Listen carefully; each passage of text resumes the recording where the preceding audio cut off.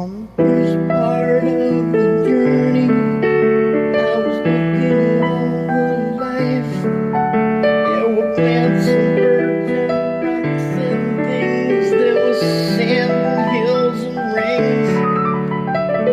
First thing I met was a fly with a buzz and a sky with no clouds.